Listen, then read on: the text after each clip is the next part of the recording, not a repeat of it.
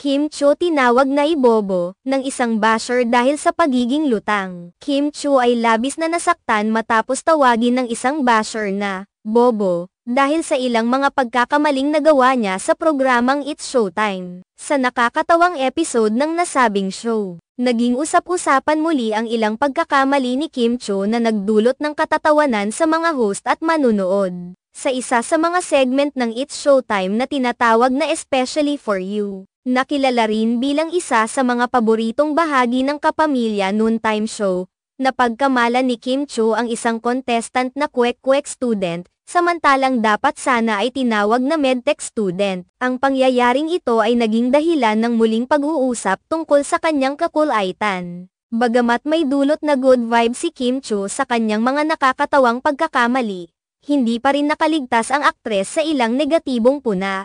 May isang basher na hindi nagpigil at tinawag siyang luta, at sinabihan pa na mag-aral muli. Sa kabila ng pagiging kilala at matagumpay ni Kim Cho sa industriya ng showbiz, hindi pa rin siya immune sa mga kritisismo at mga masasakit na salita mula sa mga basher sa social media. Ang pangyayaring ito ay nagdulot ng malalim na pagkaapekto sa aktres, na ipinahayag niya rin sa ilang mga pahayag sa media. Ayon kay Kim Cho, mahirap tanggapin ang mga pambabatikos lalo na't sa publiko at sa social media, kung saan maaaring mabasa ng maraming tao.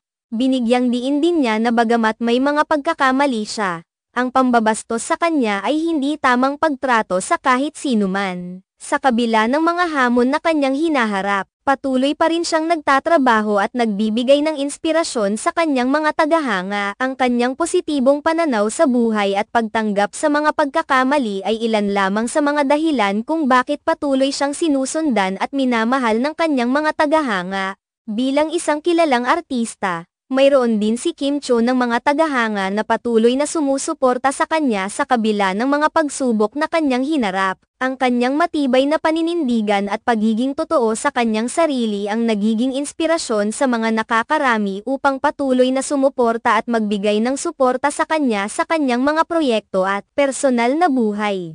Sa paglipas ng mga taon, patuloy na pinapakita ni Kim Cho ang kanyang kakayahan at dedikasyon sa kanyang larangan. Hindi lamang siya kilala sa kanyang mga natatanging papel sa mga pelikula at telebisyon, kundi pati na rin sa kanyang matatag na paninindigan sa harap ng mga pagsubok sa kanyang buhay personal at propesyonal. Sa kabuuan, ang pagiging bukas ni Kim Cho sa kanyang mga pagkakamali at ang kanyang positibong pananaw sa buhay ay patuloy na nagbibigay inspirasyon sa kanyang mga tagahanga at nagpapakita ng halimbawa ng tunay na pagiging matatag sa harap ng anumang hamon.